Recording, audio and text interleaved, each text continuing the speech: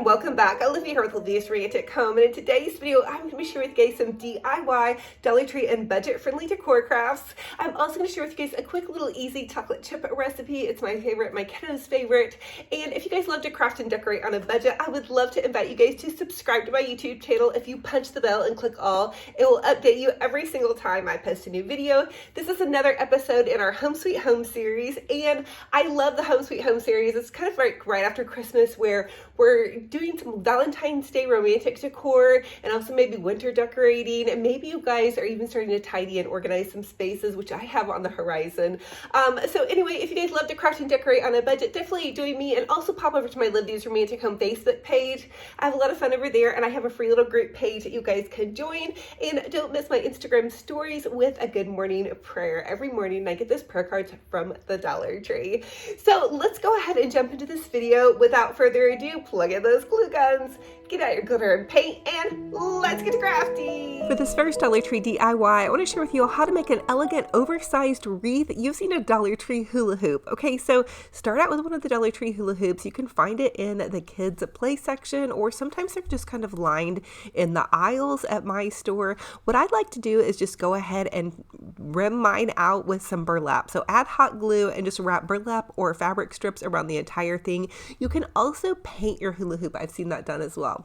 The next thing I'm going to do is use some of this Dollar Tree greenery, which Dollar Tree has really been stepping up their game with their greenery. So I'm just going to take some of these greenery and kind of cascade them down the base of the wreath and then up the top of the wreath, kind of making like a C or a half circle. And I zip tied all of the greenery on.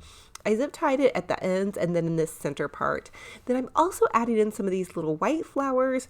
And these are Dollar Tree lemons that I had attached to a greenery garland. This was probably the beginning of my YouTube career, so that's how long those Dollar Tree lemons have stayed attached to that little garland. The next thing I'm going to do is take this cute little bow, a ribbon, and I'm going to make a little loopy bow. So you just measure from your hand to your elbow, loop that ribbon over on itself about 6 times. And I did get the ribbon off of Amazon. It was a pretty good little deal for this nice little kind of chic houndstooth ribbon, and it is also wired. I'll link some in my Amazon store. It'll be in the description box of this YouTube video. The next thing I'm going to do is just go ahead and tie it off with a zip tie. You guys can use a pipe cleaner or floral wire, and then I like to go ahead and pull my loops out. That way I'm going to get an idea of how big this bow is going to be, but you can also measure from your hand to your elbow to kind of get an idea. It's usually about 12 to 14 inches, depending on how long of arms you have. The next thing I'm going to do is take just a long random strip, or I had just cut some tails to my ribbon. Now, I do love to dovetail my ribbon, and so I'm just going to take the ribbon, fold it over, and then cut a little triangle in an upwards direction. The next thing I want to do is give my bow just a little bit of a curly cue to kind of make it stand out.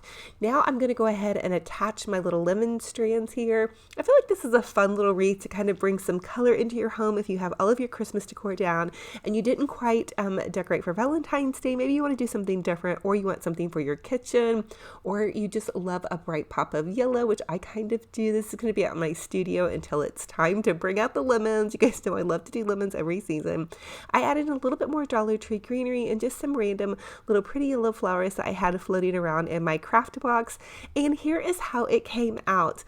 I used these hula hoop wreaths last year for my seasonal decorating and my fall decor, and it held up so nicely, and I used it outside even, and it was on my covered porch, so it didn't get a whole lot of weather, but I'll tell you, they hold up really nicely. And because Dollar Tree only carries a 12-inch, wreath form, if you want to do an oversized wreath, something larger, maybe you have just something bigger in mind, this is such a great fix. And you guys could even go glam with it, paint it gold, put lots of roses on it. There's so many ideas, and I'll try to share that with you guys more as we go along this season. For this next Dollar Tree DIY, I'm going to show you how to make a super cute little easy Dollar Tree garden chandelier. So take 2 of the garden gates and attach them together, and then take one of the spotter screens, remove the little centerpiece, and then using a craft knife or a box cutter, you can take and poke a hole in the edge of the spotter screen and then zip tie it to the bottom of the garden gate. And that's going to create kind of a thing for your little garden gate to attach to. So I did that about every spot on the garden gate, about 2 to 4 inches apart, and you can kind of see where there's like a little loop underneath there where you can attach that. I will suggest to use the entire 2 pieces of the garden gate. At first I did that, and then I went back and trimmed it off, and that made the garden gate a little bit flimsy. So just keep that extra piece on there and just kind of zip tie it in and around like you see here. Then you can take a pretty heavy duty bit of scissors and you're going to trim off the little edge on the top. And then I poked a hole and then added my little solar piece, and that's what's going to give your chandelier some light. The next thing I wanted to do was cover up, those zip tie edges. We don't want to see that. You guys could use a little garland around the top of it, or you can use some Excelsior moss. It really depends on where you're going to have your little garden chandelier displayed. You can really put it anywhere, like on a little covered porch, or just anywhere that needs that little special space. Maybe you have a sunroom or a nice little spot in your kitchen window. Anyway, now I'm going to take some pretty little garden greenery, and I'm just going to hot glue the greenery or kind of poke it in where the little garden gate has some spaces there. And depending upon where you're going to put it is how much you're going to need to attach it. If it's going to get a lot of wind, you better attach that with some floral wire or even some more zip ties. Now I'm taking this little Dollar Tree. It's supposed to hold a hanging plant, but I just kind of detached it and tied the little rope strings around to where it could hang. They also have the little metal hangers too, but I didn't seem to have any left in my stash or that I could find. But you guys could just use also some rope to be able to hang it with. Really, whatever suits your fancy and what you have on hand will work.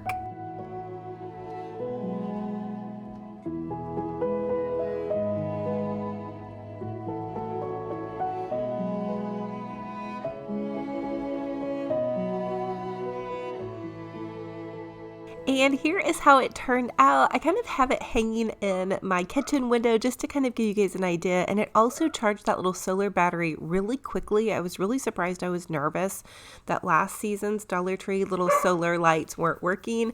But they did charge up pretty quick.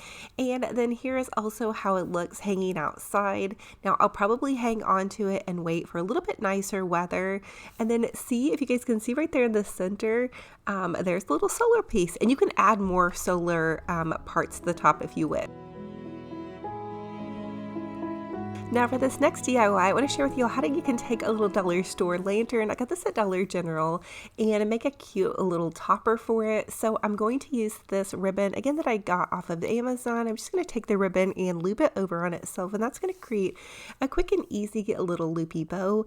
And it's not going to use a whole lot of ribbon. I really love this ribbon, but I wish there was more on this roll. I may have to order some more because I can tell already that I'm definitely crushing on it. Black and white is such a good little transition. Once you're done with Valentine's Day and into kind of this spring and summer season. Now I set my bow aside, and now I'm adding some greenery to the top of this by just using a zip tie and zip tying the greenery on top, and then zip tying my bow to the top of that. You guys, I have been loving zip ties. I feel like they give such a nice hold, a little bit better than pipe cleaners do. I just buy them at my local my local hardware supply store. Now I did pop in some kind of little trailing white and yellow flowers, kind of to go along with my little wreath.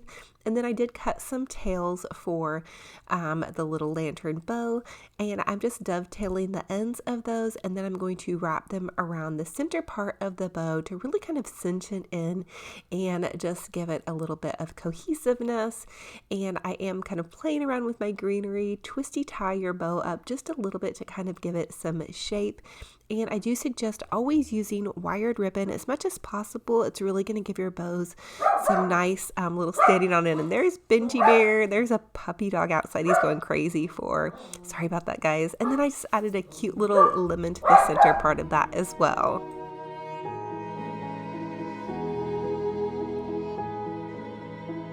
And last but not least, I added this little Main Street Fresh Flower Market sign. I bought this a couple years ago at Dollar General, and then just some cute little fake lemon lime wedges, and I got those off of Amazon. I'll link some in my Amazon store. It'll be in the description box of my YouTube video.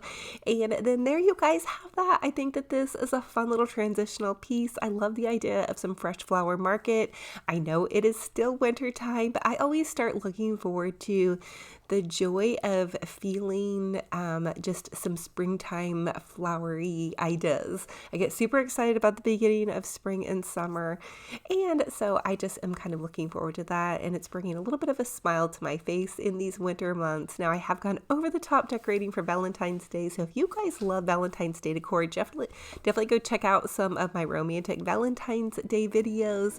But I am kind of jamming on this black and white kind of spring fresh decor as well.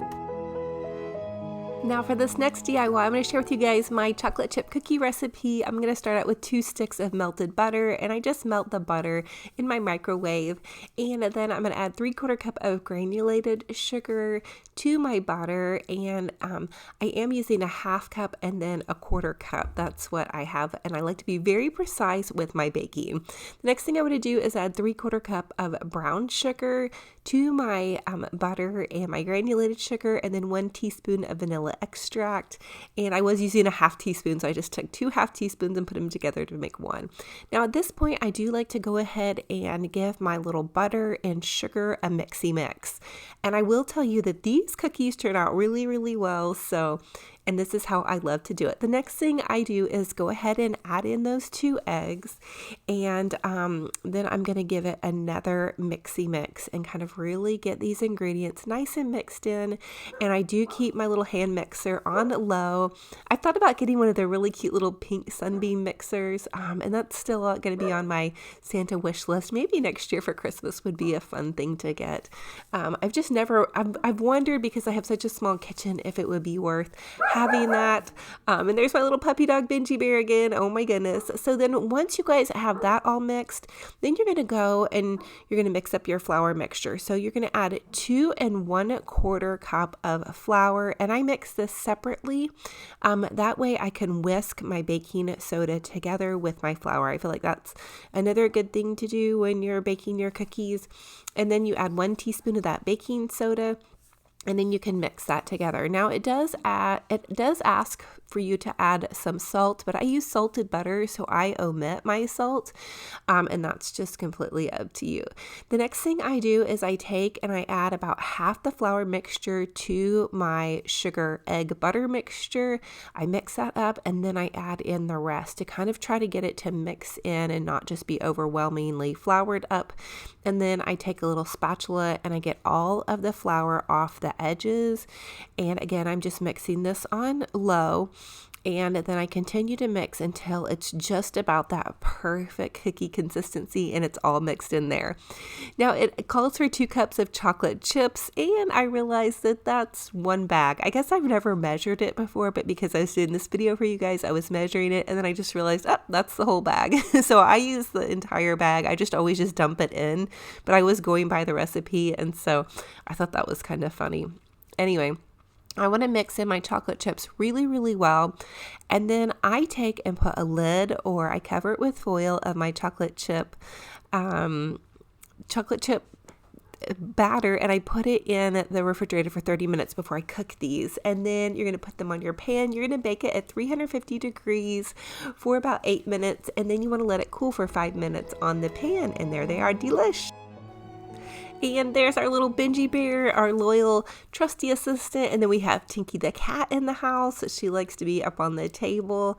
And so as always, you guys, thank you so much for stopping by and joining me on this video. Let me know what was your favorite DIY in this video. Which one will you be trying to recreate, or what are you guys baking right now? That's going to be the secret question. What is happening in your kitchen? Baking, cooking, what is your favorite thing to bake or cook in these winter months? Thank you all so much for joining me on another fun and fabulous crafty decor adventure. It is a true blessing and honor to have you all here. If you all are new, welcome. I'm Olivia with Olivias from Wreath, and I love to share with you guys how you can make your homes boutique gorgeous on a budget. I am just so blessed and thankful to have you all here. I feel like crafting and decorating is just so good for your heart and soul. I know it helps me every single time I craft and decorate, and maybe sometimes things don't turn out perfectly, but sometimes it's that effort and putting one foot in front of the other that really does count. And then sometimes when you surprise yourself and do something amazing, you're like, oh my goodness, I did it. So I just want to encourage you guys, no matter where you're at with your crafting and decorating, or really in your life's journey in general, just try to put one foot in front of the other and look forward to the future with so much joy. I know some of you guys ask how I stay positive, and I will tell you, I try to lean on my faith.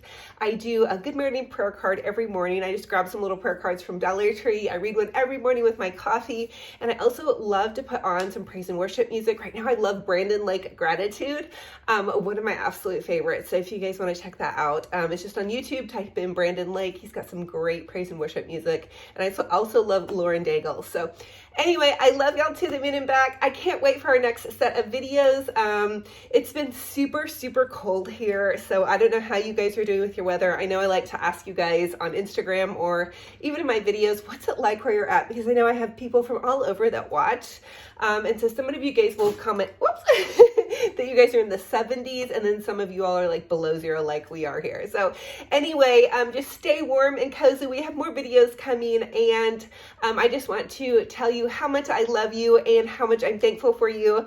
And I hope everybody's staying warm and cozy. And if you guys need prayer requests, drop a prayer request, or if you need prayer, drop a prayer request in the comment section of this video.